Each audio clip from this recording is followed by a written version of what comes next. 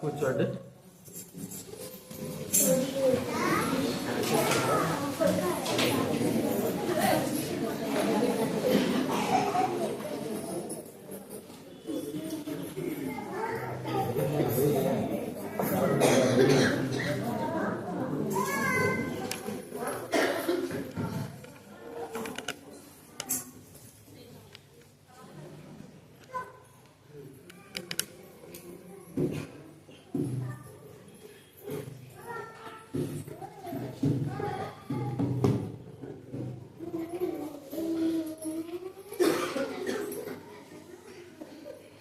ప్రార్థన చేసుకుందాము.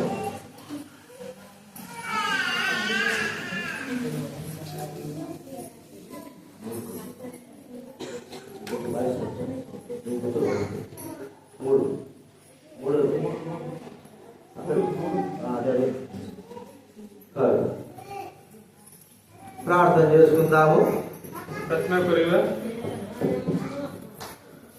ప్రేమగల తండ్రి, పరిశుద్ధమైన మా దేవ, మీకు స్తోత్రాలు చెల్లిస్తా ఉంటున్నా. ఈరోజు ప్రభా మాకు ఈ సంవత్సరంలో చివరి దినాలకు మమ్మల్ని చేర్చుకుంటా ప్రభా, మీరు నరులారా మరి మీరు అభివృద్ధి పొందండి, విస్తరించండి అన్న మాట బట్టి స్తోత్రాలు. మీ మహిమ కొరకై ప్రజలమైన మమ్మల్ని మీరు చేసుకున్నందుకు స్తోత్రాలు. ఈరోజు తండ్రి విశ్వాసం ఇస్తే వారు ప్రభా 28వ తేదీ ఆదివారం పలువురుగా జతపరచబడ్డారు. మీకు స్తోత్రాలు తండ్రి. విశ్వాసం కూడా చిన్న వయసు నుంచి మీ సన్నిధిలో పెరగడానికి ఒక స్తోత్రాలు. ఇది నానాదనకు సాటిన సహాయంగా మీరు అనుగ్రహించాల్సి స్తోత్రాలు. రిసెప్షన్ కార్యక్రమంలో దైవ సన్నిధిలో వేతనాలు మీ సన్నిధి కలిగి ఉండడానికి చూపిన ప్రభుత్వ స్తోత్రాలు చెల్లిస్తా ఉంటున్నాను. మీ యొక్క వాక్యం ద్వారా మాట్లాడండి, సహాయం చేయండి తండ్రి. పిల్లల్ని పెద్దల్ని అందరినీ కూడా మీ స్వాధీనించుకోవాల్సి మనం చేసుకుంటున్నాం. ప్రభు చూపించండి, జ్ఞానం చేయండి. వందన స్తుతులు స్తోత్రములు చెల్లిస్తూ కృతజ్ఞతాపూర్వక వందనాలు చెల్లిస్తూ రావాల్సిన తీసుకురండి. సమయాన్ని దీవెనకరంగా చేయండి. కృతజ్ఞతాస్తులు చెల్లిస్తూ యేసు ప్రభు నామమున ప్రార్థించి వేడుచున్నాం తండ్రి.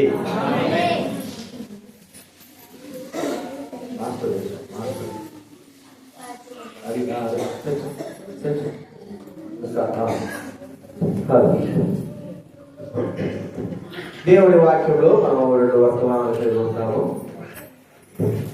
మైకు తాగదు, మైకు తాగదు, కొద్దిగా 2 వర్తమానాలు కలిగి ఉంటాము. ఆరాధన కొరకై ఒక వర్తమానము, తర్వాత వివాహ సంబంధం విషయమైన వర్తమానం మనము కలిగి ఉంటాము.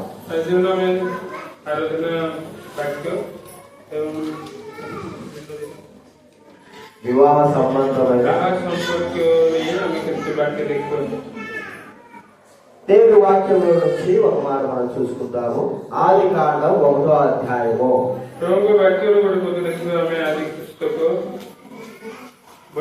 పిల్లలు ఎవరైనా చేదు ఆదికాండం 1వ అధ్యాయము. అది పుస్తకం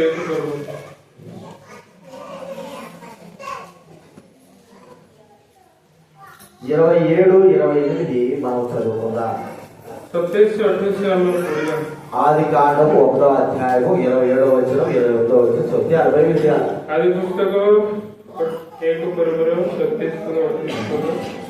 దేవుడు తన స్వరూపమందు నరుని దేవుడు స్వరూపమందు వారిని స్త్రీగాను పురుషుడుగాను వారిని దేవుడు వారిని ఆశీర్వదించడు.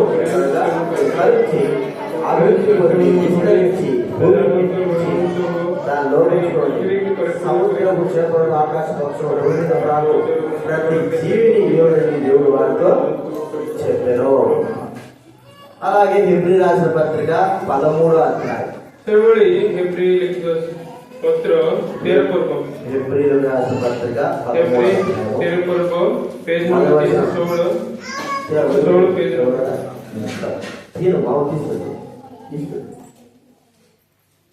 హెబ్రీ పత్రిక 13వ అధ్యాయం మొదటి వచనం అందరం చదువుకుందాం. ହେବ୍ରୀ 13 ପର୍ବର 1 ପଦ ଆମେ ସମସ୍ତେ ମିଶି ପଢିବା। క్షమించాలి, 4వ వచనం అందరం କ୍ଷମା చదువుకుందాం. କରନ୍ତୁ 4 ପଦ వివాహము అన్ని విషయములలో అర్థమైనగాను, పాలుకు నిష్కల్మషమైనగాను ఉండవలెను.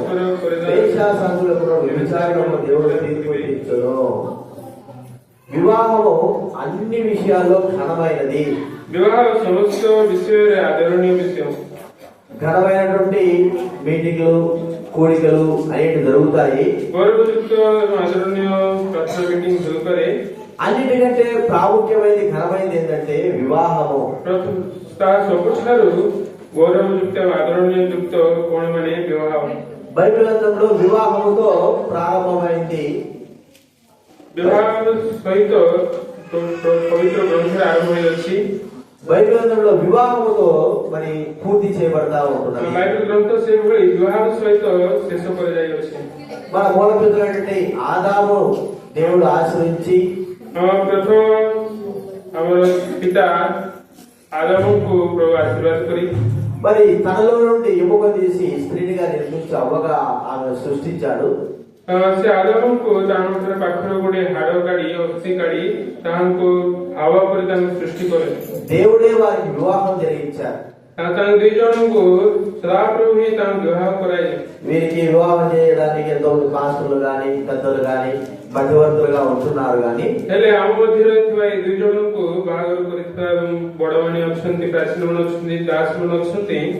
మన పితృలైనటువంటి ఆదాము అవ్వలకు మాత్రము దేవుడే వివాహం చేశాడు. ହେଲେ ଆମ ପିତୃପୁରୁଷ ହେଇଥିବା ଆଦାମ ହାୱାଙ୍କୁ ଈଶ୍ୱର ହିଁ ବିବାହ କଲେ. ఈ వివాహంలో దేవుడు చేసినటువంటి మేలును బట్టి ప్రభువును మనం స్తుతించాలి, కనపరచాలి. ହେଲେ ଆଜି ଦିନ ପ୍ରଭୁ କରିଥିବା ଉପକାର ନେଇ ଆମେ ପ୍ରଭୁଙ୍କୁ ସ୍ଥିତି କରିବା, ଆରାଧନା କରିବା. మనము ఆరాధనలో ప్రవేశించే వరకు కొన్ని విషయాలు ఎందుకొరకే దేవుడు ఘనమైనదిగా వివాహాన్ని చేశాడు అనేది మనం చూసుకుందాం. ଆମେ ଆରାଧନା ପ୍ରବେଶ କରିବା ପୂର୍ବରୁ ପ୍ରଭୁ କଣ ପାଇଁ ବିବାହକୁ ଆଦରଣ ସ୍ୱରୂପ ଗଣିଲେ ତାହା ଆମେ ଦେଖିବା. మొట్టమొదట మనం చూస్తా ఉంటే దేవుడు తన మహిమ కొరకై ప్రజలైన వారి స్త్రీని గాని పురుషుని నిర్మించాడు అన్నదిగా మనం ఇక్కడ చూస్తాం. బైబిల్ గ్రంథରେ పురుష ବା ସ୍ତ୍ରୀକୁ ପ୍ରଭୁଙ୍କ ଗୌରବଯୁକ୍ତ ନିମନ୍ତେ ସେ ସୃଷ୍ଟି କରିଛନ୍ତି. చూడండి 43వ కీర్తన 7వ వచనం. కీర్తన గ్రంథం 43వ కీర్తన. ଗୀତ 43 ପର୍ବ 43వ కీర్తన ଗୀତ 43 ପର୍ବ 7వ వచనం అందరూ చదువుకుందాం.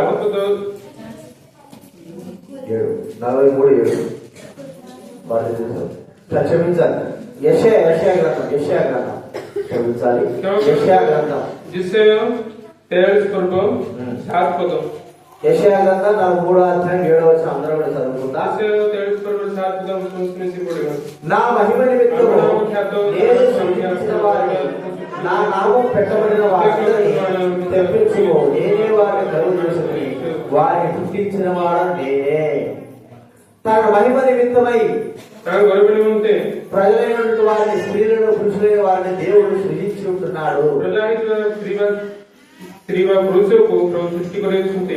దేవుడి సృష్టి, ఆయన మానవుని సృష్టించడము కేవలం దేవుడికి మహిమకరంగా ఉండాలని దేవుడు సృష్టించాడు. କେବଳ ମାନବ ଯାହା ସୃଷ୍ଟି କରିଛନ୍ତି ତା କାରଣ କଣ? କେବଳ ତାହାଙ୍କୁ ଗୌରବ ନିମନ୍ତେ ସୃଷ୍ଟି କରାଇଛନ୍ତି. వ్యక్తిగతంగా మరి స్త్రీ పురుషులైన వారు జీవిస్తున్నప్పుడు తన మహిమ కొరకై దేవుడు వారిని సృజిస్తే, ସ୍ତ୍ରୀ ପୁରୁଷ ବାସ କରିଥିବା ସମୟରେ ପ୍ରଭୁଙ୍କୁ ଗୌରବ ନିମନ୍ତେ ତାଙ୍କୁ సృష్టి କଲେ. మరి దేవుడి యొక్క ఆలోచన ప్రకారంగా, సంకల్పన ప్రకారంగా స్త్రీ పురుషులైన వారిని జతపరిచి తన మహిమ కొరకై మరి సృష్టించిన వాడుగా, చేసుకున్న వాడుగా చూస్తా ఉన్నాం. ପ୍ରଭୁ ତାଙ୍କ ସଂକଳ୍ପ ଅନୁସାରେ ସ୍ତ୍ରୀ ପୁରୁଷକୁ ସୃଷ୍ଟି କରି ତାହାଙ୍କୁ ଏକତା କଲେ ପ୍ରଭୁଙ୍କ ଗୌରବ ନିମନ୍ତେ. అందుకే వివాహం అన్ని విషయంలో ఘనమైంది అని చెప్పబడతా ఉంది. ତାହାଲାଗି ବିବାହ ସବୁଠାରୁ ଆଦରଣୀୟ ଗୌରବଯୁକ୍ତ ବୋଲି କୁହାଯାଉଛି. మరి విశ్వాస్ కావచ్చు, ఎస్తేర్ కావచ్చు, వీరిద్దరూ మరి వ్యక్తిగతంగా వారు వేరువేరుగా ఉన్నప్పటికీ ହେଲେ ବ୍ୟକ୍ତିଗତ ଭାବରେ ବିଶ୍ୱାସ ଭାଇ ଓ ଏସ୍ତର ଭଉଣୀ ଓ ଅଲଗା ଅଲଗା ଥିଲେ ମଧ୍ୟ వారి వ్యక్తిగత జీవితంలో దేవుడిని మహిమపరచడానికి కొరకే వారిని సృష్టించాడు. ତାଙ୍କ ବ୍ୟକ୍ତିଗତ ଭାବରେ ତାଙ୍କ ଦୁଇ ଜଣଙ୍କୁ ପ୍ରଭୁ ତାଙ୍କ ଗୌରବ ନିମନ୍ତେ ତାଙ୍କୁ ସୃଷ୍ଟି କରିଅଛନ୍ତି. వారు వయసు వచ్చిన తర్వాత దేవుని సంకల్పాల ప్రకారంగా వారిని జతపరిచి వివాహమైనటువంటి బంధములను జతపరిచి ఆ వివాహము ద్వారా వారి ద్వారా మహిమ పొందాలని కోరుకుంటున్నాడు. ତାଙ୍କ ଦୁଇ ଜଣଙ୍କୁ ଏକ କରି ତାହାଙ୍କ ଦ୍ୱାରା ଦୁଇ ଜଣଙ୍କ ଦ୍ୱାରା ତାଙ୍କ ବିବାହ ଦ୍ୱାରା ପ୍ରଭୁ ଗୌରବ ପାଇବା ନିମନ୍ତେ ଚାହୁଁଛନ୍ତି. కాబట్టి వ్యక్తిగతంగా దేవునికి మహిమ మానవుడి జీవితంలో దేవుడికి మహిమ తీసుకొస్తున్నాం. మరి వివాహము ద్వారా కూడా దేవుడికి అత్యధికమైన మహిమ తీసుకొచ్చే వారంగా ఉంటున్నాము. ହେଲେ ଆମେ ବ୍ୟକ୍ତିଗତ ଭାବରେ ଆମ ପ୍ରଭୁଙ୍କୁ ଗୌରବ ଆଣୁଛୁ, ତାହା ସହିତ ଆମେ ବିବାହ ଜୀବନରେ ମଧ୍ୟ ପ୍ରଭୁଙ୍କୁ ଗୌରବ ଆଣୁଛୁ. కాబట్టి మనం గుర్తించుకోవాల్సింది వివాహం అన్నిటి విషయంలో ఘనమైనదిగా ఉంటూ దేవుని మహిమపరిచేదిగా ఉంటున్నది. ବିବାହ ସବୁଠାରୁ ଆଦରଣୀୟ ଏବଂ ପ୍ରଭୁଙ୍କୁ ଗୌରବ ଦେଲା ରୂପ ଅଛି, ଏହା ଆମ ମନେ କରିବା ପଡ଼ିବ. మనం కూడా వివాహాలు జరుగుతూ ఉంటాయి. వివాహాలు ఎంతో ఘనంగా చేస్తా ఉంటారు. ବିବାହ ଅନେକ ଜାଗାରେ ହଉଥିବ, ବିବାହ ବହୁତ ମହାନ ରୂପେ କରିବେ. మన వివాహంలో మరి కొంతవరకు ఖర్చు 1,00,000 రూపాయలు ఖర్చు అయిందనుకో, ఏ విశ్వాసం అది నీ దృష్టికి నీ కుటుంబాల దృష్టికి ఎంతో ఘనమైనదిగా ఉంటుంది. అయితే కొన్ని 100 కోట్లు ఖర్చు పెట్టి వివాహాలు జరుగుతూ ఉంటున్నాయి. వారి కుటుంబం స్థితిగతులను బట్టి వారు ఎన్నో 100 కోట్లు ఖర్చు పెట్టి మరి ఆ యొక్క వివాహాలు జరుగుతూ ఉంటున్నాయి. పరివార స్థాయి కాబట్టి గుర్తించుకుందాం, వివాహము ఒకదానికంటే ఒకటి ఘనమైనదిగా చేయబడడం మనం చూస్తా ఉంటున్నాం.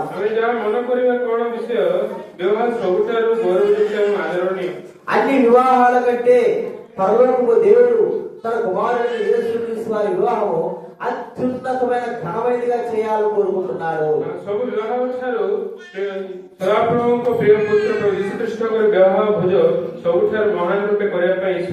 చూడండి, వీరి వివాహానికి సుమారు ఎంతమంది పిలుచుంటారు మీరు చెప్పండి. 100 మంది పిలుచుంటారు. మీరు 300 మంది పిలుచుంటారు. అందులో వచ్చిన వారు ఎంతమంది? 200 వచ్చింటారా? తక్కువే, ఒక రాకు వస్తుందా? సరే, వాళ్ళు పిలిచిన దానికంటే ఒక్కోసారి తక్కువ రావచ్చు, ఎక్కువ రావచ్చు. అయితే పరలోకపు దేవుడి యొక్క కుమారుడైన ప్రభువైన యేసుక్రీస్తు వారి వివాహానికి ఈ లోకంలో ఉన్న వారందరినీ కూడా ఆహ్వానం చేస్తా ఉంటున్నాడు. ఆ కుమారుడి యొక్క వివాహం పరలోకంలో జరగబోతూ ఉంటున్నది. ఆ వివాహం యొక్క ముగ్గుంటే భూలోకంలో మనుషులైన వారు జతపరచడము వివాహం అనేది మనం చూస్తా ఉంటున్నాం. ସ୍ୱର୍ଗ ରାଜ୍ୟର ସମ୍ପର୍କୀୟ ଏହି ଜଗତରେ ବିବାହ ଦେଇ ସମ୍ପର୍କ ଏକତା କରାଉଛନ୍ତି. వివాహానికి పిలవబడినప్పుడు అంటే అర్థం ఏమిటంటే మనల్ని కనపరుస్తున్నారు అని మనం గుర్తించుకోవాలి. ଯେଉଁମାନେ ଆମମାନଙ୍କୁ ବିବାହକୁ ଆହ୍ୱାନ କରିବେ ତାହାର ଅର୍ଥାତ୍ ଆମକୁ ସେମାନେ ଗୌରବ ଦେଉଛନ୍ତି. పిలవబడకుండా మనం ఏమన్నా వివాహానికి వెళ్తామా? ଆମେ ନିମନ୍ତ୍ରିତ ନ ହୋଇ ଆମେ ବିବାହକୁ ଯିବା କି? ఒకవేళ వెళ్తే మనకు అవమానం జరుగుతుందని మనం భావిస్తాం. ଆମେ ଭାବିବା ଅପମାନ ହବ ବୋଲି ଭାବିବା ଆମେ. అయితే ప్రభువైన దేవుడు అందరినీ కూడా తన కుమారుడైన యేసుక్రీస్తు వారి పరలోకపు వివాహానికి ఆహ్వానిస్తా ఉంటున్నాడు. పితా ఈశ్వర ప్రభు యేసుక్రీస్తుଙ୍କ ప్రియ పుత్ర ప్రభు యేసుక్రీస్తుଙ୍କ వివాహకు ସମସ୍ତଙ୍କୁ ఆహ్వాନ ଦେଉଛନ୍ତି. ఈ పరలోకపు దేవుడి కుమారుడి వివాహానికి ఆహ్వానింపబడిన వారందరూ కూడా స్వర్గీయ పితాଙ୍କ పుత్ర ప్రభు యేసుక్రీస్తుଙ୍କ వివాహకు ଯେଉଁ ନିମନ୍ତ୍ରିତ దేవుని దృష్టిలో ఘనమైన వారు, ఈశ్వర దృష్టిలో ସେମାନେ ବହୁତ గౌరవయుక్త వ్యక్తిମାନେ, విలువైన వారు, బహుమూల్య వ్యక్తిମାନେ దేవుడు యోగ్యులుగా ఎంచి ప్రతి ఒక్కరు కూడా తన కుమారుడి వివాహానికి ఆహ్వానిస్తుంటున్నారు. ఈశ్వర ସମସ୍ତଙ୍କୁ ଯୋଗ୍ୟ ବୋଲି ତାଙ୍କେ ଭଣୀ ଆମେ ସମସ୍ତଙ୍କୁ ନିମନ୍ତ୍ରଣ କରୁଅଛନ୍ତି। కాబట్టి మనమందరం కూడా పరలోక వివాహానికి సిద్ధమై ఉంటున్నామా? ଆମେ ସମସ୍ତେ ସ୍ୱର୍ଗୀୟ ବିବାହକୁ ଯିବା ନିମନ୍ତେ ଆମେ ପ୍ରସ୍ତୁତ ହୋଇଅଛୁ କି? మరి వీరి వివాహానికి సిద్ధపడి చాలా మంది ఆయా ప్రాంతాల నుంచి వారి వివాహానికి వెళ్ళారు. ଏ ବିବାହକୁ ତାଙ୍କେ ଅନେକ ଜାଗାରୁ ତାଙ୍କେ ବିବାହ ନିମନ୍ତେ ପ୍ରସ୍ତୁତ ହୋଇ ଗଲେ। ఇక్కడ కూడా రిసెప్షన్ జరుగుతుంది. ఇక్కడ కూడా అందరూ కూడా మరి సిద్ధపడి అందరూ కూడా వచ్చారు. ଏଇଠି ମଧ୍ୟ ପୁନର୍ବାର ବିବାହ ହେଉଛି, ସେଇ ନିମନ୍ତେ ମଧ୍ୟ ସମସ୍ତେ ପ୍ରସ୍ତୁତ ହୋଇ ଆସିଅଛନ୍ତି। సిద్ధపడుకోకుండా వస్తామా? ନହେଲେ ଆମେ କିଛି ପ୍ରସ୍ତୁତ ନ ହୋଇ ଆସିବା କି? పిలవకోకుండా వస్తామా? ନ ନିମନ୍ତ୍ରିତ ହୋଇ ଆମେ ଆସିବା କି? కాబట్టి సిద్ధపడి పిలువబడినటువంటి ఈ వివాహానికి మనం వచ్చే వారంగా ఉంటున్నాం. ଆମେ ଆହ୍ୱାନିତ ହୋଇ ଡକାଯାଇ ଆମେ ଆସିଅଛୁ। అలాగే పరలోక దేవుని యొక్క కుమారుని యొక్క వివాహానికి మనం అందరం కూడా పిలువబడిన వారంగా ఉంటున్నాం। ସ୍ୱର୍ଗୀୟ ପିତା ପୁତ୍ରଙ୍କ ପ୍ରଭୁ ଯୀଶୁଖ୍ରୀଷ୍ଟଙ୍କ ବିବାହକୁ ଆମେ ସମସ୍ତେ ଆହ୍ୱାନିତ ବ୍ୟକ୍ତିମାନେ ఎలాగా ఆ పరలోక దేవుని యొక్క వివాహంలోకి మనం ప్రవేశించాలి? କିପରି ଆମେ ସ୍ୱର୍ଗୀୟ ପିତାଙ୍କ ପୁତ୍ରଙ୍କ ବିବାହକୁ ଆମେ ନିମନ୍ତ୍ରିତ ହେବା? ఆ వివాహంలోకి ప్రవేశించడానికి గల అర్హత ఏమిటి? ସେ ବିବାହକୁ ନିମନ୍ତ୍ରିତ ହେବା ବେଲେ ସେ ଯୋଗ୍ୟତା ବେଲେ କିପରି ଆମେ ରହି ସେ ଯୋଗ୍ୟତା ଆସିବ? చూడండి మత్తయి సువార్త 22వ అధ్యాయం మత్తయి సువార్త 22 పర్వ 22వ అధ్యాయం మొదటి 2 వచనాలు చదువుతా వినండి। 22 పర్వ 1 మత్తయి సువార్త 22వ అధ్యాయం మొదటి 2-3 వచనాలు చదువుతా వినండి। 22 పర్వ 1-2-3 యేసు వారికి ఉత్తరమిచ్చుచు తిరిగి ఉపమాన రీతికి ఇట్లనో, పరలోక రాజ్యము తన కుమారునికి పెళ్లి విందు చేసిన యొక్క రాజును కోరినది, ఆ పెళ్లి విందుకు పిలువబడిన వారిని రప్పించుటకు అతను తన దాసులను పంపినప్పుడు వారు రానోళ్ళకు పోయి కాగా, ఇదిగో నా విందు సిద్ధపరిచి ఉన్నాను, ఎద్దులను కురవిన పశువులు వదిలిపబడినవి అంతగా సిద్ధంగా ఉన్నది, పెళ్లి విందుకు రండి పిలువబడిన వారితో చొప్పుడని వేరే దాసును పంపెను। కాబట్టి ఇక్కడ పెళ్లి విందుకు రావాలి, అంత కూడా సిద్ధంగా ఉంది, భోజనాలు మరి అన్ని కూడా సిద్ధంగా ఉంటున్న అందరూ రావాలని ఆయన రాజు తన కుమారుని యొక్క పెళ్లి విందుకి దాసుల ద్వారా పిలుపును అందించాడు। ରାଜା ତାଙ୍କ ଦାସଙ୍କ ଦ୍ୱାରା କହି ପଠାଇଲେ ବିବାହ ଭୋଜ ପ୍ରସ୍ତୁତ ହୋଇଅଛି, ଏପରି କହିବାକୁ ଲୋକମାନଙ୍କୁ ଆହ୍ୱାନ କରିବାକୁ ତାଙ୍କ ଦାସଙ୍କୁ ପଠାଇଲେ ରାଜା। అయితే కొంతమంది రాలేకపోయారు, କେତେ ଜଣ ଆସିପାରିଲେ ନାହିଁ, అయితే కొంతమంది వచ్చారు। କେତେ ଜଣ ଆସିଲେ, ఆ వచ్చిన వారిలో ఒక వ్యక్తి ଆସିବା ଲୋକମାନଙ୍କୁ ଜଣେ ఏమా మీరు మాట్లాడతారా? ఏం కాదు, పోయింది నా పక్క పెట్టు, మాట్లాడదు, మీరు ఇక్కడ మాట్లాడేవారు ముందుకు కూర్చొని మాట్లాడద్దు। కాబట్టి మనం చూస్తున్నాం, పరలోకపు దేవుడి యొక్క కుమారుడి విందుకి పిలువబడిన వారందరూ కూడా వచ్చారు। ସ୍ୱର୍ଗୀୟ ପିତାଙ୍କ ପୁତ୍ରଙ୍କ ବିବାହକୁ ଯେଉଁ ଡକାଯାଇଅଛନ୍ତି ସମସ୍ତେ ଆସିଲେ, వారందరూ కూడా శ్రేష్టమైన నుండి మరి బట్టలను ధరించి వచ్చారు। ସମସ୍ତେ ବହୁତ శ్రేష్ఠకర వస్త్ర ప్రస్తుత వస్త్ర ପିନ୍ଧି ଆସିଛନ୍ତି। మరి పెళ్లి వస్త్రాలు అనేవి ఉంటాయి। ଗୋଟେ ବିବାହ ବସ୍ତ୍ର ବୋଲି ରହିବ। మరి యూట్యూబ్ లో ఒక ఇమేజ్ చూశాను, యూట్యూబ్ రే ଗୋଟେ ఫోటో ମୁଁ ଦେଖିଲି, పాతకాలపు పెళ్లి పత్రిక ఒకటి చూశాను। పురాతన వివాహର ଗୋଟେ ନିମନ୍ତ୍ରଣ, ఎప్పుడంటే అది 50 సంవత్సరాలు లేదా 90 సంవత్సరాల పత్రిక, ଗୋଟେ 80-90 ବର୍ଷ ପୂର୍ବର ସେ ପତ୍ରିକା। దాంట్లో ఏమని రాశారంటే, କଣ ଲେଖାଯାଇଛି ମାନେ పెళ్లి కుమారుడు పెళ్లి కుమార్తె వారి వివాహము పెళ్లి కుమార్తె దగ్గర జరుగుతుంది, ଏବଂ ବରଙ୍କର ବର କନ୍ୟାଙ୍କର ବିବାହ ବରଙ୍କ ଘରେ ରହିବ। ఎవరైతే పెళ్లికి ఆహ్వానింపబడ్డారో వారు మీ మీ వస్తువులను అనగా బియ్యము బ్యాడలు అన్ని తీసుకురండి రాశారు। ଯେବେଳେ ତମେ ନିମନ୍ତ୍ରିତ ହୋଇଅଛ, ତମେ ନିଜ ନିଜ ସାମାନ ଆଣିବ, ବା ଚାଉଳ ବା କାନ୍ଦୁଲ ଡାଲି ଏସବୁ ଆଣିବ। మీ భోజనం మీరు మీతో తీసుకురండి, ତମେ ଯାହା ଖାଇବ ତମ ସହିତ ହିଁ ତମେ ନିଜ ଘରରୁ ଆଣ। మన భోజనం అంతా తెచ్చుకుంటావా పెళ్లికి పోతే? ବାହାରକୁ ଗଲେ ଆମେ ନିଜ ଖାଇବାଟା ଆମେ ନିଜ ଧରିକି ଯିବା କି? విశ్వాసం కాదు కదా, అందరికి మేము ఏం చేసాం? విందు సిద్ధం చేసాం। ఆ దినాల్లో అలా ఉండేది, భోజ ప్రస్తుతం କରିଅଛନ୍ତି, କିନ୍ତୁ ସେ ପୂର୍ବରୁ ସେପରି ଥିଲା। మరి ఇక్కడ ఆ దినాల్లో పెళ్లికి ఆహ్వానింపబడిన వారందరూ కూడా రాజు ఒక్కో కుటుంబానికి రాజ వస్త్రాలు అనగా పెళ్లి వస్త్రాలు పంపిణీ చేస్తూ వచ్చాడు। ଯେଉଁମାନେ ନିମନ୍ତ୍ରିତ ହୋଇଅଛନ୍ତି ବିବାହକୁ, ସେ ସମସ୍ତଙ୍କୁ ବିବାହ ବସ୍ତ୍ର ତାଙ୍କେ ଦେଲେ। రాజు స్థితికి తగ్గట్టుగా రాజ మరి కుటుంబంలో వివాహానికి పిలువబడిన వారందరూ కూడా ఆ వస్త్రాలు ధరించుకొని రావాలి. ରାଜାଙ୍କ ଦ୍ୱାରା ଯେଉଁମାନେ ନିମନ୍ତ୍ରିତ ହୋଇଅଛନ୍ତି ସେଭଳି ରାଜା ତାହାଙ୍କୁ ନିମନ୍ତ୍ରିତ ଲୋକମାନଙ୍କ ନିମନ୍ତେ ତାଙ୍କ ସ୍ଥାୟୀ ଅନୁସାରେ ରାଜା ତାଙ୍କୁ ବସ୍ତ୍ର ପଠାଇଲେ. అందరూ కూడా ఆ వస్త్రాలు ధరించుకొని పెళ్లి విధిలోకి ప్రవేశించారు. ସମସ୍ତେ రాజା ଦେବ ବସ୍ତ୍ର ତାଙ୍କୁ ପରିଧାନ କରି ଏ ବିବାହ ଭୋଜକୁ ଆସିଲେ. అయితే ఒక్కడు మాత్రము పెళ్లి వస్త్రం లేక సాధారణమైన వస్త్రాలతో పెళ్లి దగ్గరికి వచ్చాడు. କିନ୍ତୁ ଜଣେ ସେ ମଧ୍ୟ ଜଣେ ବ୍ୟକ୍ତି ବିବାହ ବସ୍ତ୍ର ନ ପିନ୍ଧି ଆସିଲେ. రాజు అడుగుతున్నాడు, ରାଜା ପଚାରିଲେ, పెళ్లి వస్త్రాలు తీసుకురాలేదు, ఏ ବନ୍ଧୁ କଣ ପାଇଁ ତୁମେ ବିବାହ ବସ୍ତ୍ର ପିନ୍ଧିନା?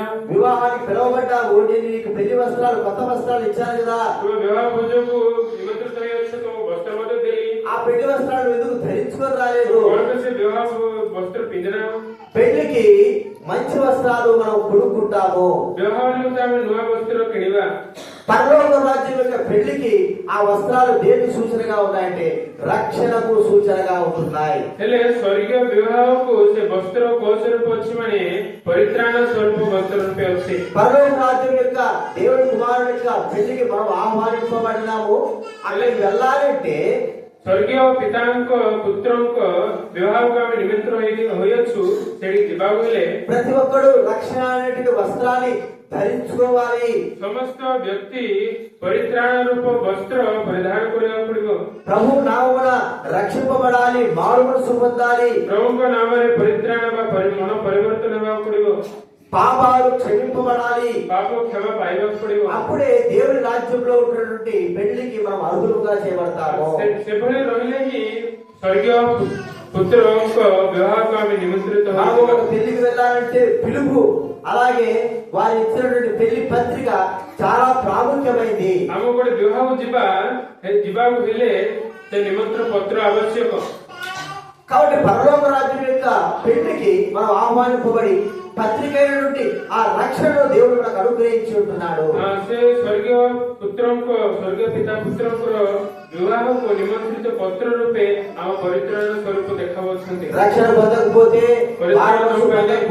మన ପରିତ୍ରାଣ ନ ହେଲେ దేవుని రాజ్యంలో మనం ప్రవేశించలేము, ప్రభుଙ୍କ ରାଜ୍ୟରେ ଆମେ ପ୍ରବେଶ କରିପାରିବା ନାହିଁ, దేవుని సన్నిధిలో ఉండలేము, ప్రభుଙ୍କ ସମ୍ମୁଖରେ ରହିପାରିବା ନାହିଁ, ఆ పరలోక యొక్క పెళ్లి విందులో ప్రవేశించలేము.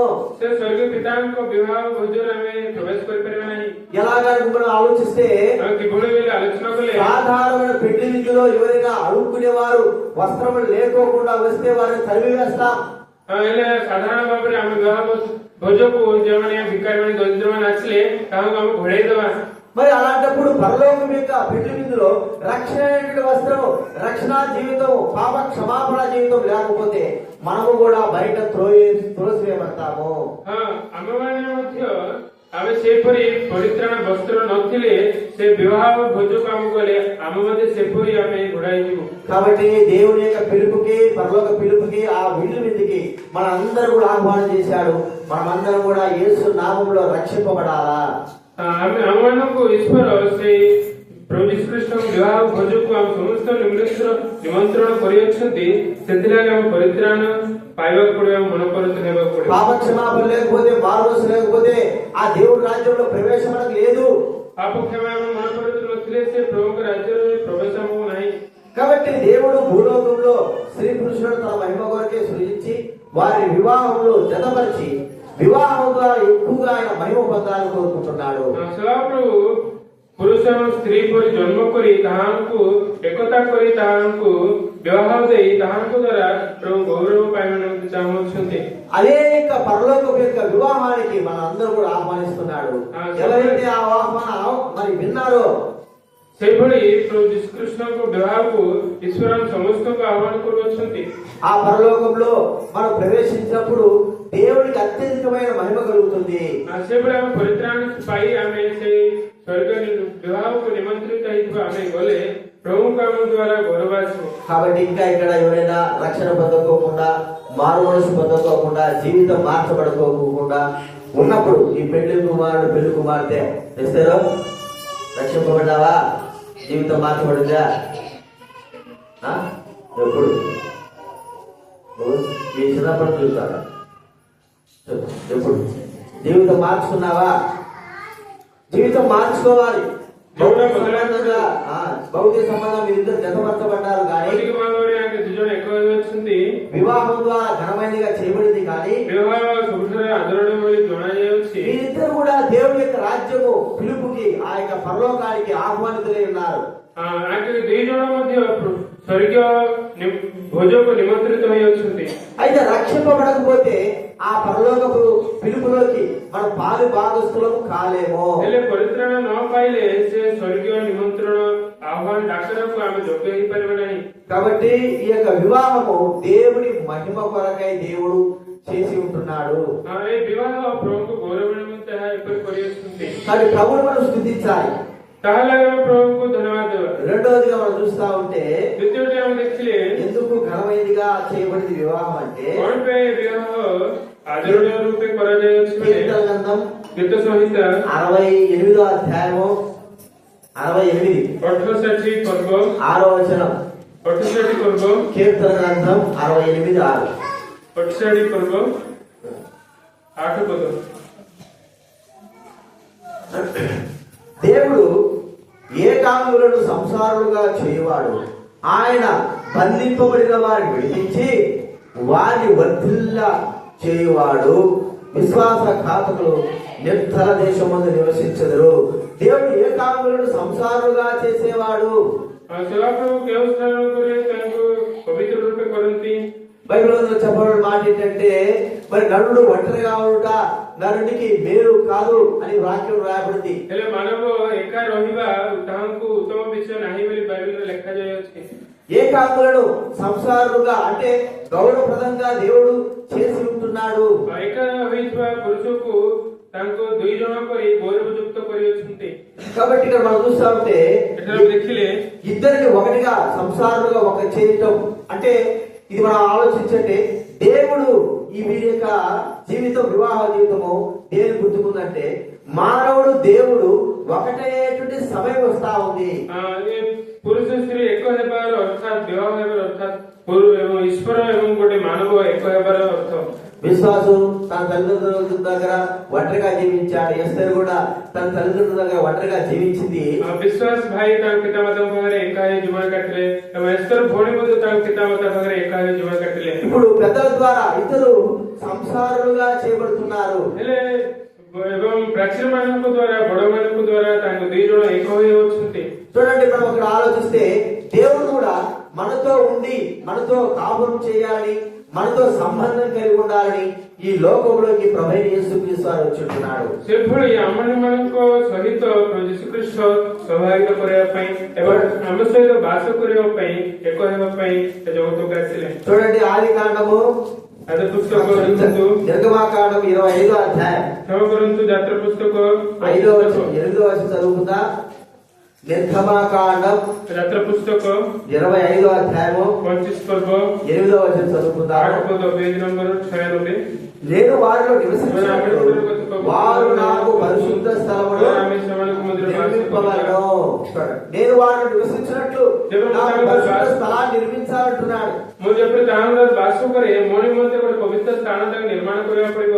ఒకరికొకరుగా దూరంగా ఉంటున్న మీరిద్దరు ଜଣେ ଜଣେ ପ୍ରତ୍ୟେକ ହୋଇଥିବା ଦୁଇ ଜଣ తల్లిదండ్రుల ద్వారా ఒకరిగా చేయబడి ପିତାମାତାଙ୍କ ଦ୍ୱାରା ଏକ ହୋଇ ఒకరిగా జీవించాలని కోరుకుంటున్నారు। ଏକ ହୋଇ ଜୀବନ କାଟିବା ପାଇଁ ଦୁଇ ଜଣ ଚାହୁଁଅଛନ୍ତି। చూడండి దేవుడు కూడా ఆయన మన మధ్య నివసించాలని మనతో ఉండాలని మనతో ఆయన జీవించాలని కోరుకుంటా ఉన్నాడు। ଈଶ୍ୱର ମଧ୍ୟ ସେଭଳି ଆମମାନଙ୍କ ସହିତ ଏକ ହେବା ପାଇଁ ଏବଂ ଏକ ସହିତ ଜୀବନ କାଟିବା ପାଇଁ ବାସ କରିବା ପାଇଁ ଚାହୁଁଅଛନ୍ତି। ఆదామవ్వలు తయారు చేసిన తర్వాత ప్రతిరోజు దేవుడు ఏదైనా తోటలో వారిద్దరి మధ్యకి వచ్చేవాడు। ଈଶ୍ୱର ଆଦାମଙ୍କୁ ସୃଷ୍ଟି କଲା ପରେ ତାଙ୍କ ଦୁଇ ଜଣଙ୍କ ସହିତ ଏଦମ ତୋଟାରେ ମିଳିତ ହେବା ପାଇଁ ଆସୁଥିଲେ। వారితో సహవాసం చేస్తూ వచ్చాడు। ତାଙ୍କ ସହିତ ସହଭାଗିତା କଲେ। అంటే దేవుడు ప్రజల మధ్య నివసించాలని కోరుకుంటున్నాడు। ହେଲେ ଈଶ୍ୱର ସେଭଳି ପ୍ରଜାମାନଙ୍କ ସହିତ ରହିବା ପାଇଁ ବାସ କରିବା ପାଇଁ ଚାହୁଁଛନ୍ତି। వీరిద్దరూ వివాహమైన బంధం ద్వారా ఎలాగైతే ఒకరిగా చేయబడి నివసించాలని దేవుడు నిర్ణయించుంటున్నాడు। ଆମେ ଦୁଇ ଜଣ କିଭଳି ତାଙ୍କେ ବ୍ୟବହାର ଦ୍ୱାରା ଏକ ହୋଇ నివాସ କରିବା ପାଇଁ ଚାହୁଁଛନ୍ତି। మనమందరం కూడా దేవునితో పాటు సదాకాలం ఉండాలని దేవుడు ఆశిస్తా ఉంటున్నాడు. ସେଭଳି ଈଶ୍ୱର ମଧ୍ୟ ଆମ ସମସ୍ତେ ତାହାଙ୍କ ସହିତ ମିଳିତ ହୋଇ ସଦାକାଳ ଆମ ରହିବା ପାଇଁ ଚାହୁଁଛନ୍ତି। దానికి ముంగుర్తుగానే ఈ వివాహ బంధము. ତାହା ଏକ ଗୋଟେ ଚିହ୍ନ ସ୍ୱରୂପ ହିଁ ଏ ବିବାହ ଅଛି। చూడండి ప్రకటన గ్రంథం 21వ అధ్యాయం ଦେଖନ୍ତୁ ପ୍ରକାଶିତ ବାକ୍ୟ 21 ପର୍ବ 3వ వచనం అందరం చదువుకుందాము. ଆମେ 3 ପଦ ସମସ୍ତେ ମିଶିକି ପଢିବା। 2వ వచనం 3వ వచనం చదువుదాము. నేను చదువుతా వినండి. ప్రకటన గ్రంథం 21వ అధ్యాయము ప్రకాశిత వాక్య 21 పర్వ చదువువచ్చిన మనం చదవండి. 21, 2, 3. 1, 2 పద మరియు నేను నూతనమైన ఆ పరిశుద్ధ పట్టణము తన భర్త కొరకు అలంకరింపబడిన పెండ్లి కుమార్తెవలె సిద్ధపడి పరలోకమందున్న దేవుని ఎదుట నిలువబడుచున్నది. అప్పుడు ఇదిగో దేవుని నివాసము మనుషులతో కూడా ఉన్నది. ఆయన వారితో కాపురముండును. వారాయన ప్రజలందురు. దేవుడే తానే వారి దేవుడండి. వారికి తోడయుండును. చూడండి, దేవుని నివాసం ఎక్కడుందండి? మనుషుల మధ్య ఉంటా ఉంది. ఈశ్వరునితో నివాసం మనుష్యମାନଙ୍କ ମଧ୍ୟରେ ଅଛି. అంటే మనుషుల మధ్య దేవుడు నివసించాలని కోరుకోవడము. మనుష్యମାନଙ୍କ ମଧ୍ୟରେ ତାଙ୍କ ବାସ କରିବା ପାଇଁ ଈଶ୍ୱର ଚାହୁଁଛନ୍ତି. ఆ మనుషులందరూ కూడా తన సన్నిధిలో ఉండి వారి మధ్య సంచరించేవాడుగా ఉంటున్నాడు. ప్రజମାନେ ସମସ୍ତେ ତାହାଙ୍କ ମଧ୍ୟରେ ରହି ତାହାଙ୍କ ଚାରିଆଡେ ପ୍ରଭୁ ରହିବା ପାଇଁ ଚାହୁଁଛନ୍ତି. మనము ప్రభు వేరువేరుగా దూరంగా మనం భూలోకంలో ఉన్నాము.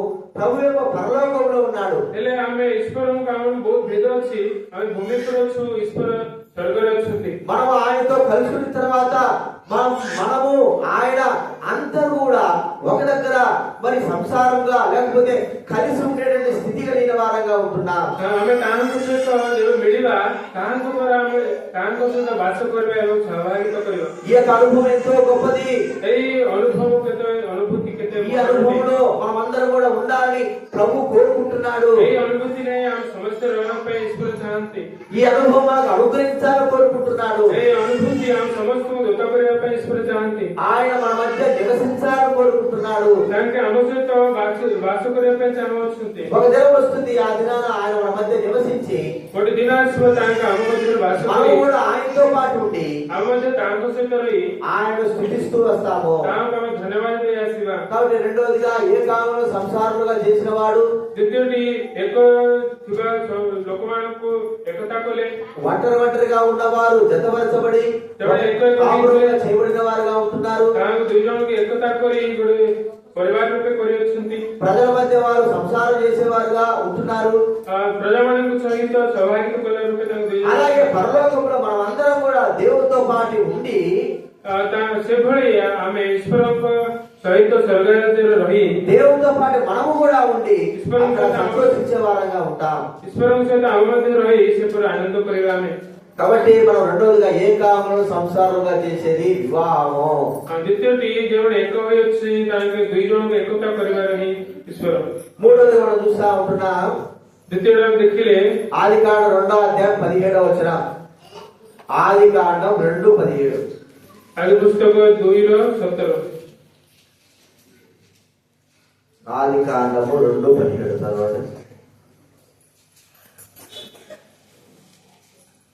2వ అధ్యాయం 17వ వచనం. ఆదికాండం ଆଦି ପୁସ୍ତକ 2 ପର୍ବର 18. 18 మరియు దేవుడైన యెహోవా నరుడు ఒంటరిగా ఉండుట మంచిది కాదు, వారికి సాటిన సహాయకుడు వారి కొరకు చేదును అనుకొనెను.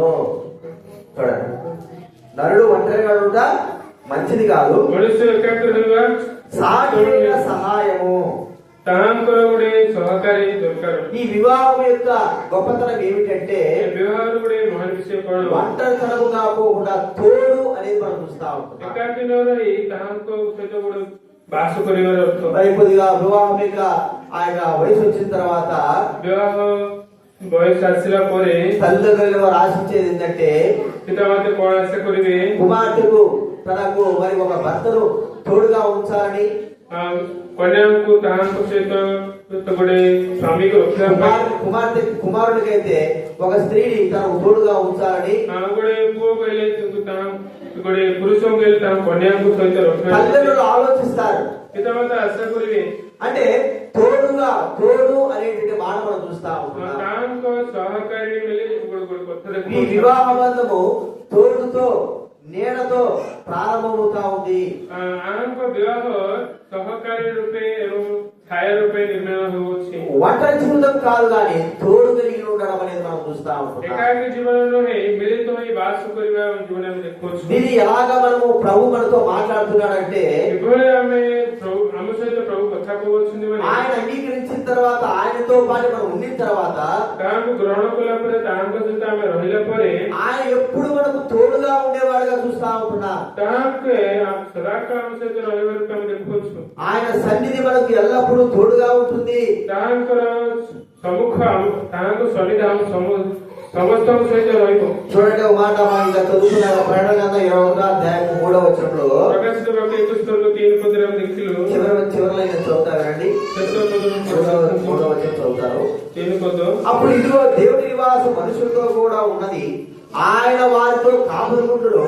వారాయన ప్రజలయందురు. దేవుడు తానే వారి దేవుడై ఉండి వారికి తోడుగా నుండును. చూడండి, వారికి తోడుగా ఉండేవాడుగా చూస్తా ఉన్నాం. ତାଙ୍କ ସହିତ ବାସ କରିବା ରୂପେ ଆମେ ଦେଖୁଅଛୁ।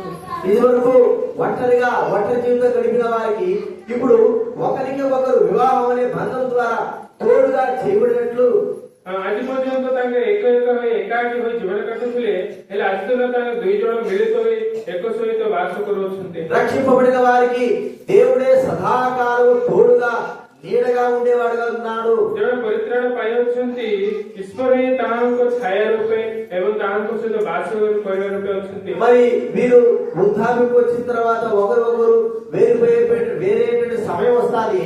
ତାଙ୍କ ବୃଦ୍ଧ ହେଲା ପରେ ତାଙ୍କ ଦୁଇ ଜଣଙ୍କ ଭିତରେ ଭେଦ ଆସିବ। ఒక్కోసారి ఒకరు ఒంటరి కావచ్చు, ଗୋଟେ ଥର ତାଙ୍କେ ଏକାକୀ ହୋଇଯିବେ, ଜଣେ మరొకరు ఒంటరి కావచ్చు. ନହେଲେ ଆଉ ଗୋଟେ ଜଣ ଏକାକୀ ହୋଇଯିବେ। అయితే వారు తోడుగా ఉండాలనే వివాహం జరిగింది. ହେଲେ ତାଙ୍କେ ଏକା ହୋଇ ବାସ କରିବା ପାଇଁ ବିବାହ ହୋଇଅଛି। సదాకాలం వారు తోడుగా ఉండలేరు. ହେଲେ ସଦା ସର୍ବଦା ତାଙ୍କେ ଏକତା ହିଁ ରହିପାରିବେ ନାହିଁ। దేవుడితో మనము ఏకమైన తర్వాత ଆମେ ଈଶ୍ୱରଙ୍କ ସହିତ ଏକତା ହେଲା ପରେ మనతో దేవుడు సదాకాలం ఉండేవాడుగా ఉంటున్నాడు. ହେଲେ ଈଶ୍ୱର ମାତ୍ର ଆମ ସହିତ ସଦାକାଳ ରହିବେ। కాబట్టి మనకు తోడుగా నీడగా ఆ ప్రభువైన దేవుడు మనకు అండగా ఉంటున్నాడు. ଆମ ସାଙ୍ଗରେ ଆମ ସହିତ ଆମର ଛାୟା ରୂପେ ପ୍ରଭୁ ସେ ଅଛନ୍ତି। మనల్ని తనవారుగా చేసుకున్న తర్వాత మనం ఒంటరి వారుగా కాదు. ଆମେ ତାହାଙ୍କ ଲୋକ କରିବା ପରେ ଆମେ ଆଉ ଏକା ନୁହେଁ। ఇప్పుడు మీరు వివాహం చేసుకున్నారు, మీరు ఒంటరిగా ఉన్నారా? ଏବେ ତ ବିବାହ କରିଛ, ତମେ ଏକାକୀ ହୋଇ ରହିଲ କି? ఒకరు ଏକାକୀ తోడు, అర్థమైందా? ତମେ ଜଣ ଜଣ పెళ్లి కాకూడదు, ଏକ ହୋଇ ରହିଲ। ఒంటరిగా ఉన్నారు. ତମେ పెళ్లి తర్వాత తోడు అంటే నీడ. ఇద్దరు మరి ఒకరికి ఒకరు తోడుగా ఉన్నట్లుగా ଜଣକୁ ଜଣ ପରସ୍ପର ଏକତା ହୋଇ ରହିଲେ దేవుడు మనతో ఎల్లప్పుడూ తోడుగా ఉండేవాడుగా చూస్తా ఉన్నాం. ସେହିପରି ଆମମାନଙ୍କ ସହିତ ପ୍ରଭୁ ସେପରି ଏକତା ହୋଇ మీ ఇద్దరితో దేవుడు సదాకాలం మీతో పాటు ఉండాలనే కోరుకుంటున్నాడు. ଈଶ୍ୱର ତୁମମାନଙ୍କ ସହିତ ସଦାକାଳ ରହିବା ପାଇଁ ଚାହାନ୍ତି। దేవుడు మరి మనుషులు ఒకరొకరు వదిలేసినా కూడా దేవుడు సదాకాలం మనుషులతో పాటు ఉండాలని కోరుకుంటున్నాడు. ଲୋକମାନଙ୍କ ମଧ୍ୟରେ ପରସ୍ପର ମଧ୍ୟରେ ଭେଦ ଆସିଲେ ମଧ୍ୟ କିନ୍ତୁ ଈଶ୍ୱର ଲୋକମାନଙ୍କ ସହିତ ବା ଜଣଙ୍କ ସହିତ ବାସ କରିବା ପାଇଁ ଚାହୁଁଛନ୍ତି। కాబట్టి ప్రభువును మనం స్తుతించాలి. ସେଥିଲାଗି ଆମେ ତାହାଙ୍କୁ వివాహ బంధము తోడు అనేటువంటిది మనకు చూపిస్తా ఉంది. ବିବାହ ସମ୍ପର୍କର ବିଷୟ ଆମକୁ ସହବାସ ଦେଖାଯାଉଅଛି। అది దేవుని యొక్క తోడు, మనుషుల యొక్క తోడు కాదు. ତାହା ଈଶ୍ୱରଙ୍କ ସହବାସ କିନ୍ତୁ ମଣିଷମାନଙ୍କର ନୁହଁ। చివరిగా మనం చూస్తా ఉంటే ଶେଷରେ ଆମେ ଦେଖିଲେ వివాహం అనేది ఏంటంటే ବିବାହ କଣ? ఒక ఘనమైనది, ଗୋଟେ ଗୌରବଯୁକ୍ତ విషୟ। గౌరవపదమైనది. ଗୌରବଯୁକ୍త ବିଷୟ, ఘనమైనది, గౌరవపదమైనది. ఆదరణీయ విషୟ ଏବଂ ଗୌରବଯୁକ୍ତ విషୟ। చూడండి, వివాహం అయిన వెంటనే వీరిద్దరిని ఎంత గౌరవపరుస్తారు, ఎంత గణపరుస్తారు. ବିବାହ ହେଲା ପରେ ଆମେ ଦୁଇ ଜଣ କେତେ ଗୌରବ କରିବେ। వారి ఒకరికి ఈ వివాహం ద్వారా ఘనత, గౌరవం అనేది దేవుడు తీసుకొచ్చేవాడుగా ఉంటున్నాడు. ପରସ୍ପର ମଧ୍ୟ ତାଙ୍କୁ ଈଶ୍ୱର ବିବାହ ଦ୍ୱାରା ତାଙ୍କୁ గౌరవ ଏବଂ ఆనంద ଆଣିବା ରୂପେ ఇప్పుడు విశ్వాసం అనుకోండి, వేరే ఇంటికాడికి ఎక్కడికి మామూలు తెలిసిన వాళ్ళ ఇంటికాడికి పోతే ఒంటరిగా పెళ్లిగా కూడా పోయినాడు అనుకోండి, ఒకరో 2 రోజులు చూస్తారు, తర్వాత వాళ్ళు అసహించుకుంటారు. ଏବେ ବିଶ୍ୱାସ ଭାଇ ଅଛନ୍ତି, ତାଙ୍କ ବିବାହ ହୋଇନାହିଁ, ସେ ଏକଲା ଆଉ ଗୋଟେ ଘରକୁ ଗଲେ ଗୋଟେ ଥର ଦିଥର କିଛି କହିବେନି, ଆଉ ଗୋଟେ ଥର ତାଙ୍କୁ ଖରାପରେ ଭାବିବେ। యవనస్తుడు కాబట్టి మరి చదువును బట్టి కూడా గౌరవించారు. ହେଲେ ତାଙ୍କ ପାଠ ତାଙ୍କ ଯୁବକ ହୋଇ ଅଛନ୍ତି ସେଥିରେ ମଧ୍ୟ ସେ ଘର ଲୋକମାନେ ଗୌରବ ଦେବେ ନାହିଁ ତାଙ୍କୁ। అయితే వివాహం అయింది కాబట్టి ఇప్పుడు ప్రతి కుటుంబంలో వారిని ఏం చేస్తారు, గౌరవిస్తారు. କିନ୍ତୁ ଏବେ ବିବାହ ହୋଇଅଛି ସେଥିରେ ମଧ୍ୟ ପ୍ରତି ପରିବାର ତାଙ୍କୁ ଗୌରବ ଦେବେ। వారికి గౌరవం, భార్యాభర్తల గౌరవాన్ని దేవుడు అనుగ్రహించేవాడుగా చూస్తా ఉంటున్నారు. ତାଙ୍କ ସ୍ତ୍ରୀ ସ୍ୱାମୀ କରି ତାହାଙ୍କୁ ଗୌରବ ଈଶ୍ୱର ଦେଇଅଛନ୍ତି। ఇది వరకు ఒంటరిగా ఉన్నప్పుడు అతని గౌరవం వారికి లభించలేదు, ఘనత లభించలేదు. ଏଥିପର୍ଯ୍ୟନ୍ତ ତାଙ୍କୁ ଏକାగా ହୋଇଥିଲେ ତାଙ୍କୁ ଗୌରବ ଭାବରେ ଆସିନାହିଁ। ఎప్పుడైతే వారు మరి జతపరచబడినారో అప్పుడు దేవుడు వారికి గౌరవాన్ని, ఘనతను కుటుంబంగా వారికి అనుగ్రహించాడు. ଯେଉଁ ସମୟରେ ତାଙ୍କୁ ଏକତା ହେଲେ ସେ ସମୟରେ ଈଶ୍ୱର ତାଙ୍କ ପରିବାର ରୂପେ ଗୌରବ ଏବଂ ମହିମା ଦେଲେ ତାଙ୍କୁ। కాబట్టి మనం కూడా ప్రభువుతో ఏకమైన తర్వాత మనకు కూడా దేవుడు ఘనతను, గౌరవాన్ని అనుగ్రహించిన వాడుగా చూస్తా ఉంటున్నాం. ସେହିପରି ଆମମାନେ ଈଶ୍ୱରଙ୍କ ସହିତ ଆମେ ମିଳିତ ହେଲା ସମୟରେ ଈଶ୍ୱର ଆମମାନଙ୍କୁ ମଧ୍ୟ ଗୌରବ ଏବଂ ମହିମା ଦେଇଅଛନ୍ତି। మనము దైవబిడలమని గౌరవం, దైవబిడలమని ఘనతను దేవుడు అనుగ్రహించిన వాడుగా ఉంటున్నాడు. ଈଶ୍ୱରଙ୍କ ସନ୍ତାନ ବୋଲି ଆଦରଣୀୟ ଏବଂ ଈଶ୍ୱରଙ୍କ ସନ୍ତାନ ବୋଲି గౌరవ మహిమ కాబట్టి దానిని బట్టి ప్రభువును మనం స్తుతించే వారంగా ఉండాలి. అలాగే ଆମେ ଈଶ୍ୱରଙ୍କୁ ଧନ୍ୟବାଦ ଦେବାକୁ ପଡ଼ିବ। చూడండి, వివాహంలో పిలువబడినప్పుడు ఒక్కడిగా పోయాడనుకో, వీడు ఒక్కడిగా పోతే అంత గౌరవపరచరు. అంటే మరి యవనస్తుడు కాబట్టి మరి వారి చదువు బట్టి మరి ఎట్లా మాట్లాడచ్చు. ହେଲେ ବିବାହ ନିମନ୍ତେ ଯୁବକ ଭାଇ ଜଣେ ହିଁ ତାଙ୍କୁ ଯାଇ ନିମନ୍ତ୍ରଣ କଲେ ଯେଉଁ ଲୋକ ହେଲେ ତାହାଙ୍କୁ ସମ୍ମାନ ଦେବେ ନାହିଁ। అయితే వీరిద్దరు భార్యాభర్తలుగా చేయబడిన తర్వాత ఒక వివాహానికి పిలువబడితే అక్కడ వెళ్ళినప్పుడు ఇద్దరిని ఎంతో గౌరవప్రదంగా, ఘనముగా వారిని చూస్తారు. ହେଲେ ଆମେ ଦୁଇ ଜଣ ପରିବାର ହେଲା ପରେ, ବିବାହ ହେଲା ପରେ ଗୋଟେ ବିବାହ ନିମନ୍ତ୍ରିତ ବିବାହ କଲେ ତାଙ୍କୁ କେତେ ଗୌରବ ରୂପେ ତାଙ୍କୁ ଦେଖିବେ। కాబట్టి మనం కూడా ప్రభువుతో పాటు ఉన్నాం కాబట్టి పరలోకంలో మనకు అత్యధికమైన గౌరవం దేవుడు అనుగ్రహించేవాడుగా చూస్తా ఉంటున్నాం. ସେହିପରି ଆମେ ଈଶ୍ୱରଙ୍କ ସହିତ ମିଳିତ ଏକତା ହୋଇଅଛୁ, ସେଥିରେ ମଧ୍ୟ ସ୍ୱର୍ଗରେ ମଧ୍ୟ ଆମକୁ କେତେ ଗୌରବ ଆସିବ। కాబట్టి వివాహం అనే విషయంలో ఘనమైనదిగా ఉన్నది. ବିବାହ ସବୁଠାରୁ ఆదరణీయ స్వరూପ। 4 గంటలు మనం చూస్తూ వచ్చాము. ଚାରିଟି ବିଷୟ ଆମେ ଦେଖିଲୁ। మహిమ నిమిత్తమై మనం సృజించి ఒకరిగా ఉంటున్న వారిని ఇద్దరుగా జతపరిచి ଆମେ ଗୌରବ, ତାହାଙ୍କୁ ଗୌରବ ନିମନ୍ତେ ଆମମାନଙ୍କୁ ସେ ସୃଷ୍ଟି କରି ଏକାକି ହୋଇଥିବା ତାହାଙ୍କୁ ଏକ ସହିତ ବାସ କରିବା ନିମନ୍ତେ ଦେଇଅଛନ୍ତି। కుటుంబం ద్వారా వారిని మరి మహిమపరిచిన వాడుగా చూస్తా ఉన్నాం. ତାହାଙ୍କୁ ଗୋଟେ ପରିବାର ରୂପେ କରି ତାଙ୍କ ଗୌରବ ପାଇଅଛନ୍ତି ଆମେ ଦେଖୁ। దానిని బట్టి ప్రభువును మనం స్తుతించాలి. ତାହା ଲାଗି ଆମେ ପ୍ରଭୁଙ୍କୁ ଧନ୍ୟବାଦ ଦେବା। ఏకాకులైన వారిని మరి దేవుడు సంసారులుగా చేశాడు, ఒకటిగా చేస్తూ వచ్చాడు. ଏକାକି ହୋଇଥିବା ତାହାଙ୍କୁ ପ୍ରଭୁ ଗୋଟେ ଏକତା କରି ବାସ କରିବା ପାଇଁ ଦେଲେ। కాబట్టి మనం కూడా ఏకాకులుగా ఉన్న వారిని దేవుడు తనతో ఒకటిగా చేస్తున్నాడు. ସେଭଳି ଆମ ଜୀବନରେ ମଧ୍ୟ ଆମେ ଏକାକି ଥିଲୁ, ସେପରି ତାଙ୍କେ ତାଙ୍କ ସନ୍ତାନ రూపే గ్రహణ కలే। కాబట్టి పెద్దల ద్వారా వీరిద్దరు ఒకరికొకరు తోడుగా ఉండాలని మరి ఘనమైన వివాహం జరిగించబడింది. ତାଙ୍କେ ଜଣେ ଜଣେ ଗୌରବ ରୂପେ ରହିବା ପାଇଁ ପରିବାର ତାଙ୍କ ପିତାମାତାଙ୍କ ଦ୍ୱାରା ଗୋଟେ ପରିବାର ରୂପେ ନିର୍ମିତ ହୁଏ। మనం కూడా ఒంటరిగా ఉండకూడదని ప్రభువుతో మనం జతపరిచిన వారంగా దేవుడు మనకు ఎల్లప్పుడూ తోడుగా ఉంటున్నాడు. ହେଲେ ଆମେ ସେହିପରି ଆମେ ଏକାଠି ଥିବା ସମୟରେ ଆମମାନଙ୍କୁ ମଧ୍ୟ ଈଶ୍ୱରଙ୍କ ସହିତ ଏକତା କରିଅଛନ୍ତି।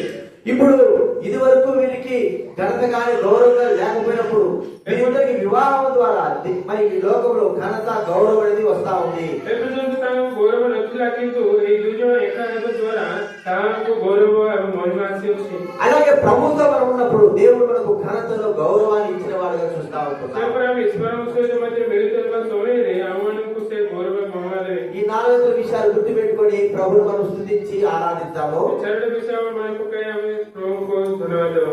ఆరాధనలో ప్రవేశిద్దాము. ଆରାଧନାରେ ପ୍ରବେଶ କରିବା। ముందు మరి పెళ్లి కుమారుడు, పెళ్లి కుమార్తె ఆరాధిస్తారు క్లుప్తంగా. వారికి దేవుడు వారి జతపరిచినందుకు, వారి వివాహంలో సహాయపడినందుకు, వారికి తోడుగా ఉన్నందుకు, వారికి వివాహం ద్వారా దేవుడు మహిమపరచబడినందుకు, ఏకాకులుగా ఉన్న వారిని ఒకటిగా చేసినందుకు, వారికి వివాహం ద్వారా ఘనత ఇచ్చినందుకు ఈ 4 విషయాలు గుర్తు పెట్టుకొని ప్రభువును స్తుతిద్దాము. ముందు ఒక పెళ్లి కుమారుడు స్తుతిస్తాడు, పెళ్లి కుమారుడు స్తుతిస్తుంది. తర్వాత పెళ్లి కుమారుడి యొక్క తల్లిదండ్రులు, తల్లి, తండ్రి, వారు ప్రభువును స్తుతించాలి.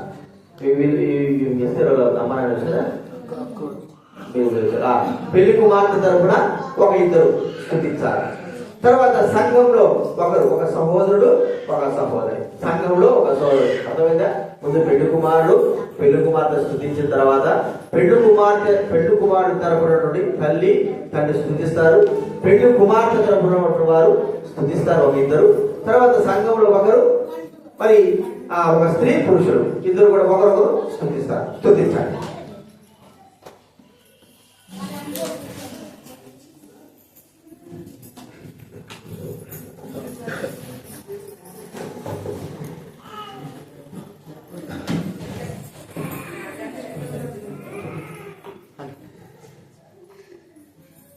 చేయండి.